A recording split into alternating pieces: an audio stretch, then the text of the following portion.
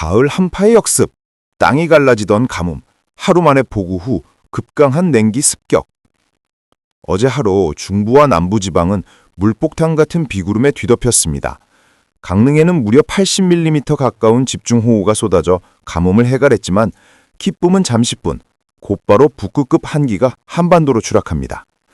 오늘 21일부터 북쪽 고기압이 남하하면서 찬 공기 폭탄이 밀려들고 5,500m 상공기압선은 평소보다 훨씬 낮은 수치를 기록했습니다.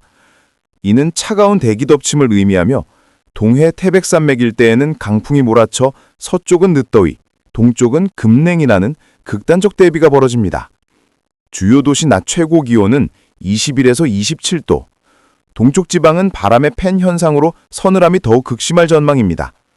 내일 상황은 더욱 충격적입니다.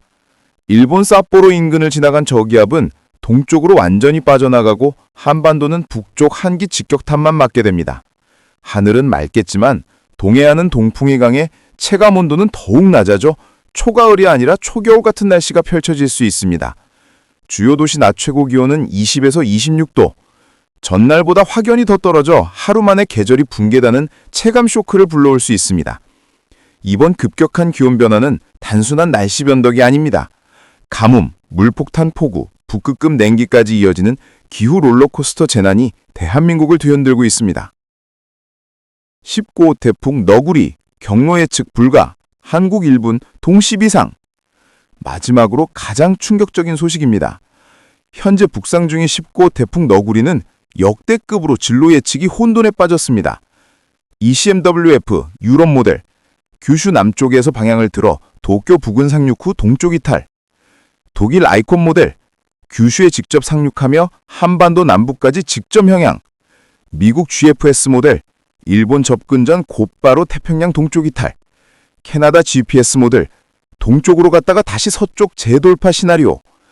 즉 지금 우리는 한 개의 태풍 안에 4개 다른 미래를 동시에 보고 있는 셈입니다. 이처럼 모델별 해석이 갈린다는 건 곧 현재 대기 흐름 자체가 비정상적으로 요동치고 있다는 의미이기도 합니다. 최악의 시나리오가 현실화된다면? 만약 가장 위험한 경로가 현실이 된다면 동아시아 전역은 동시 재난을 겪을 수 있습니다. 일본 직격탄 플러스 도쿄 대도시 충격파. 도쿄 수도권 3천만 명 이상이 직접 영향권에 들어가며 교통, 전력, 통신망이 동시에 마비될 수 있습니다. 후쿠시마 등 원전 지역에도 간접 충격이 불가피합니다. 규슈 상륙 후 한반도 북상. 이 경우 부산, 울산, 포항 등 영남해안은 정면 타격을 받고 제주와 남해안 항만은 순식간에 마비됩니다.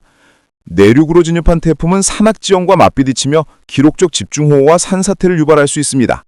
특히 낙동강과 금강 유역은 범람 위험까지 커집니다. 동해 직격 코스. 태풍이 동해안을 따라 올라간다면 강릉, 속초, 울진, 삼척 등은 초대형 파도와 폭풍해일을 직격으로 맞습니다. 강릉 원전 근처까지 침수 위험이 거론되며 원전 안전, 이는 더 이상 확신이 아니라 불안의 키워드가 됩니다. 최선의 시나리오는 가능한가? 물론 가장 낙관적인 경로는 존재합니다. 너구리가 일본 규슈 남쪽 해상에서 곧바로 동쪽으로 빠져나가 버린다면 한반도와 일본은 강풍과 국시성 호우 정도의 간접 피해만 겪을 수 있습니다. 그러나 문제는 지금 대기 흐름의 불안정성이 너무 커서 이 최선의 시나리오가 지속될 확률이 점점 낮아지고 있다는 점입니다. 과거의 교훈, 매미와 제비의 악몽. 우리가 기억해야 할 태풍의 이름이 있습니다. 2003년 태풍 매미, 부산 경남에 상륙해 131명이 사망, 피해액 4조 원, 당시 역대 최악이라는 평가를 남겼습니다. 2018년 태풍 제비, 간사이 지역을 강타해 간사이 국제공항 침수로 국제물류가 전면 마비되었습니다. 이번 너구리는 매미처럼 한국을, 제비처럼 일본을 동시에 위협할 수 있으며 심지어 두 악몽을 합친 파괴력을 보여줄 가능성까지 있습니다. 한국 지역별 위험도 분석. 수도권 강원, 직접 상륙 시 한강 범람, 대도시 홍수 가능성. 영남, 남해안 침수 플러스 원전 안전 문제. 태풍의 직접 타격 가능성이 가장 높음. 호남, 지형 특성상 산사태와 농작물 피해 심각. 제주, 항공편 전면 마비, 여객선 운항 중단, 해상 풍랑 최고조. 결론, 예측 실패 자체가 재난이다. 19호 태풍 너구리는 단순히 강력한 태풍이 아닙니다. 그 존재 자체가 예측 불능의 재난입니다. 기상학자들은 경고합니다. 이번 태풍은 어디로 갈지 모른다는 사실 자체가 가장 무서운 점이다. 앞으로 단 하루, 단 몇 시간의 변화가 한국 남해안 침수, 일본 대도시 상륙, 동해 폭풍 해일, 수도권 경제활동 붕괴로 이어질 수 있습니다. 이것은 단순한 기상 뉴스가 아닙니다. 동아시아 전체가 시험대에 오른 순간 너구리는 기후재난의 새로운 얼굴로 기록될지도 모릅니다. 시청자 여러분, 지금 한반도는 전례 없는 불확실성 속에 서 있습니다. 19호 태풍 너구리. 이 태풍은 단순히 강력한 바람과 폭우를 몰고 오는 존재가 아닙니다. 문제는 어디로 갈지 모른다는 것입니다. 유럽, 독일, 미국, 캐나다의 주요 예측 모델은 서로 정반대의 결과를 내놓고 있습니다. 즉, 지금 이 순간에도 태풍은 도쿄 직격탄, 규슈 상륙 후 한반도 북상, 동해 직격, 혹은 동쪽 급이탈이라는 4개의 전혀 다른 길을 동시에 품고 있습니다. 이 불확실성은 곧 한국 전역이 경계태세에 돌입해야 함을 의미합니다. 이제 지역별로 예상되는 시나리오를 하나씩 짚어보겠습니다. 서울 수도권. 수도권은 태풍의 직접 상륙 가능성은 낮지만 결코 안심할 수 없습니다. 태풍이 규슈나 동해 쪽으로 북상할 경우 그 외곽 비구름과 강풍은 수도권까지 뻗어올 수 있습니다. 특히 한강 수계가 문제입니다. 상류 지역인 강원, 충청에 폭우가 집중된다면 한강 본류의 수위가 급격히 상승해 도심 홍수로 이어질 수 있습니다. 지난 2022년 강남 도심 침수처럼 지하철역, 지하주차장, 반지하 주택은 물에 잠길 수 있는 약한 고리입니다. 서울 시민에게 이번 태풍은 직격탄이 아닌 충격파가 될 가능성이 있습니다. 강원도. 강원은 이번 태풍의 잠재적 최대 피해 지역 중 하나입니다. 특히 영동 지방은 태풍이 동해안을 따라 북상하는 시나리오에서 정면 충돌을 피할 수 없습니다. 강릉, 속초, 삼척 일대는 10m에 달하는 거대 파도와 폭풍 해일의 위협에 놓일 수 있습니다. 태백산맥을 넘는 습한 동풍은 곧 영서 지역 집중호우로 이어지고 경사가 가파른 산지에서는 산사태, 토사 유출이 연쇄적으로 발생할 가능성이 큽니다. 동해안은 해일, 영서는 산사태, 강원은 양쪽에서 동시에 위협받는 구조적 약점을 안고 있습니다. 영남권, 부산, 울산, 대구, 경북. 영남은 이번 태풍의 최악의 경로에서 가장 직접적으로 맞설 가능성이 높은 지역입니다. 만약 태풍이 규슈에 상륙한 뒤 동해를 따라 올라온다면 부산, 울산, 포항은 정면 충격을 받을 수 있습니다. 남해와 동해 연안의 항만, 어항은 파괴, 방파제는 무너지고 조선소, 산업단지 같은 국가기관 산업시설도 타격을 입게 됩니다. 내륙의 대구와 경북은 태풍의 눈보다는 집중호우와 산사태가 더 큰 위험입니다. 더 심각한 것은 고리, 월성 원전이 이 지역에 자리하고 있다는 점입니다. 만약 폭풍해일이 원전 부지에 영향을 미친다면 안전신화는 깨질 수 있습니다. 영남은 지금 경제와 생존이 동시 시험대에 오르는 상황을 마주했습니다. 호남권, 광주, 전남, 전북. 호남은 태풍의 중심 경로에서 살짝 벗어나더라도 절대 안전지대가 아닙니다. 지형적으로 산맥이 많아 태풍이 몰고 오는 수분이 모이면 곧바로 집중호우와 산사태로 이어집니다. 전북 내륙과 지리산 인근, 전남 산지에서는 토사 유출로 마을이 고립될 수 있습니다. 또한 벼가 익어가는 이 시점, 농작물 피해는 치명적일 수 있습니다. 벼 도복, 과수 낙화, 비닐하우스 파괴, 농민들에겐 태풍의 바람 한 줄기가 생계와 직결됩니다. 호남은 이 산사태와 농업 피해의 이중의 재난에 맞설 준비가 필요합니다. 제주도. 제주는 언제나 태풍의 최전방입니다. 태풍이 한반도로 복상한다면 가장 먼저 폭풍호의 맨 걸그를 마주하게 됩니다. 공항은 전면 마비, 방파제는 여객선, 항퍼는 여객선, 화물선, 운항 전부 끊어져 사실상 섬 전체가 고립 상태에 놓일 수 있습니다. 순간 풍속 40m 이상, 폭우는 단 몇 시간 만에 산간 계곡을 범람시킵니다. 제주는 이번 태풍에서 시험대와 방패막이를 동시에 수행해야 하는 운명입니다.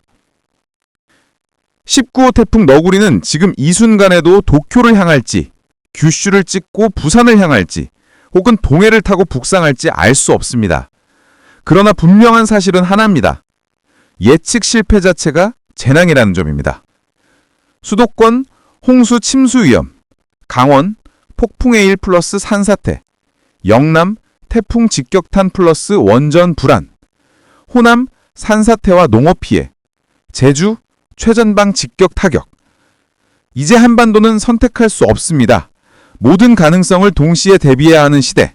그것이 지금 우리가 맞이한 기후재난의 실체입니다. 시청자 여러분, 특별 기상정보에 오신 것을 환영합니다.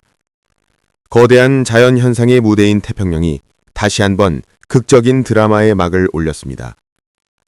9월 셋째 주말 한반도가 청명한 초가을 날씨를 만끽하는 동안 저 먼 남쪽 바다에 사는 제18호 태풍 라가사와 제19호 태풍 너구리가 서로의 위력을 과시하며 무서운 괴물로 성장하고 있습니다.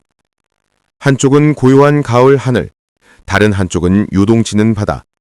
이 두 상반된 기상현상은 앞으로 우리에게 어떤 변수들을 가져올까요?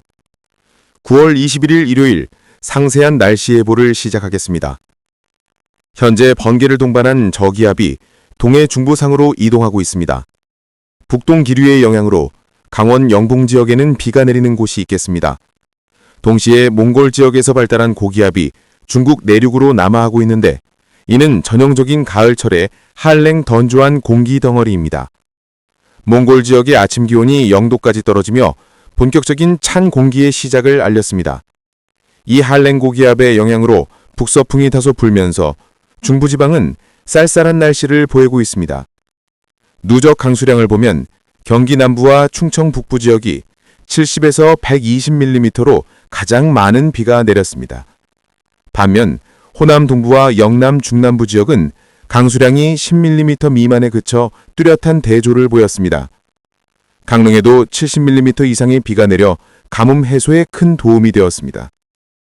현재 높은 구름은 대부분 물러가고 낮은 구름만 남아있으며 강원 영동 지역에서 강수의 고리가 관측되고 있습니다.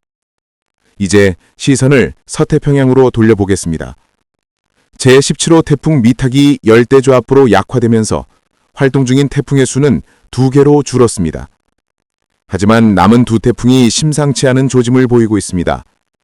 제18호 태풍 라가사는 주변의 대류운들을 끌어모으며 점차 초대형 태풍의 면모를 드러내고 있습니다. 주변 환경 역시 태풍 발달에 매우 우호적입니다. 첫째, 연직시어. 높이에 따른 바람의 차이가 10에서 15노트로 낮습니다. 태풍을 회전하는 팽이라고 상상해 보십시오. 높이에 따라 바람이 강하게 불면 팽이는 균형을 잃고 쓰러질 것입니다. 낮은 연직시어는 태풍의 수직 구조를 견고하게 유지시켜줍니다. 둘째, 남쪽으로의 상층 발산이 원활합니다. 태풍은 하층의 습한 공기를 빨아들여 상층으로 방출하는 거대한 엔진과 같습니다. 원활한 상층 발산은 효율적인 배기 시스템처럼 태풍 엔진의 출력을 더욱 높여줍니다. 그리고 가장 중요한 것은 해수면 온도가 29도 이상으로 매우 높아 마치 고급 연료가 풍부하게 공급되는 것과 같습니다. 이 완벽한 세 박자가 갖춰지면 태풍은 무서운 세력으로 발달할 수 있습니다. 오른쪽에는 제19호 태풍 너구리가 보입니다. 현재 너구리를 둘러싼 환경은 라가사보다 더 좋아 보이지만 크기는 더 작습니다.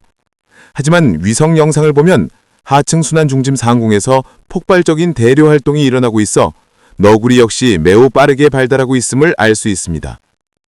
오늘 오후 상층 기압골이 한반도를 통과하면서 몽골 동부의 한랭 고기압을 끌어내리겠습니다.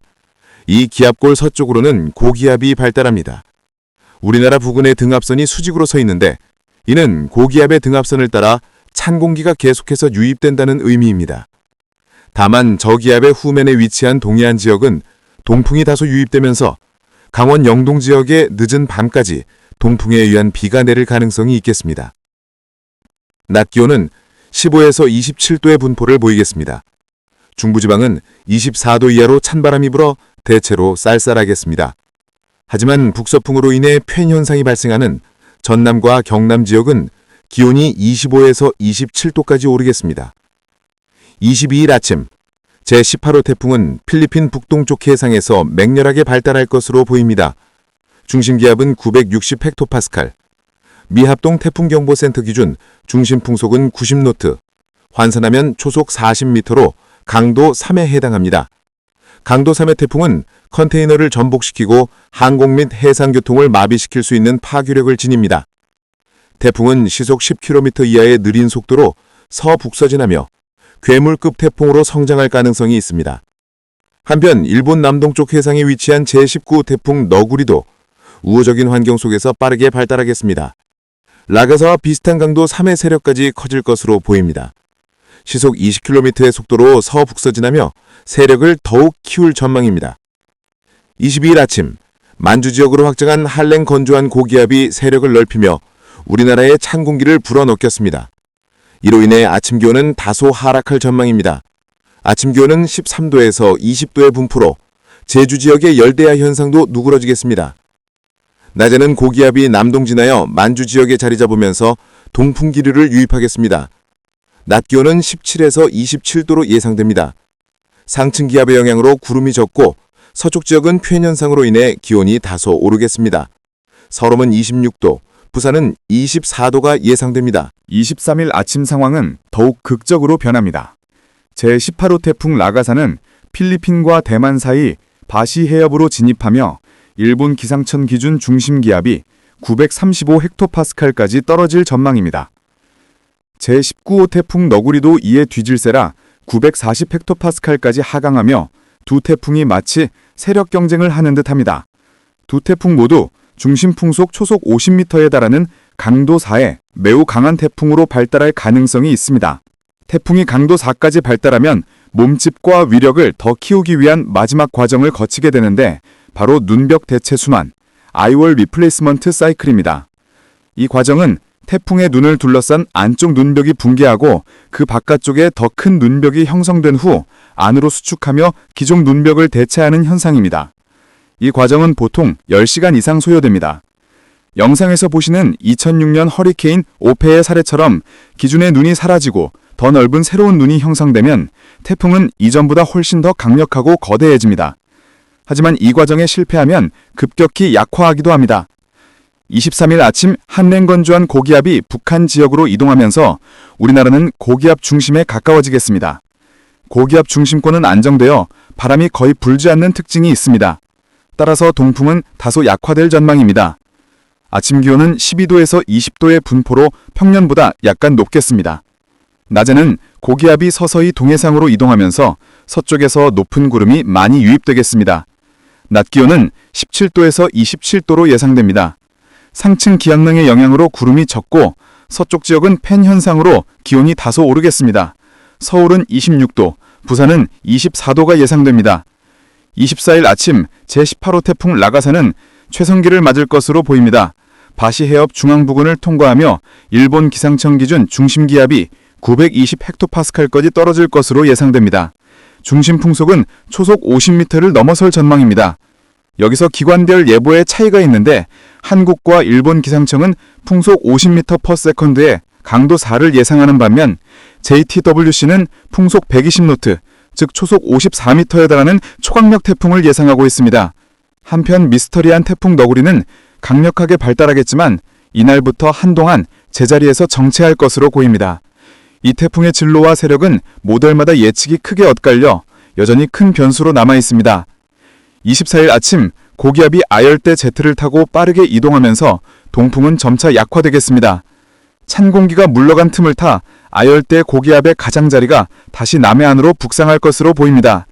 아침 기온은 14도에서 23도의 분포로 제주 동부 지역에는 다시 열대야 현상이 나타날 수 있습니다.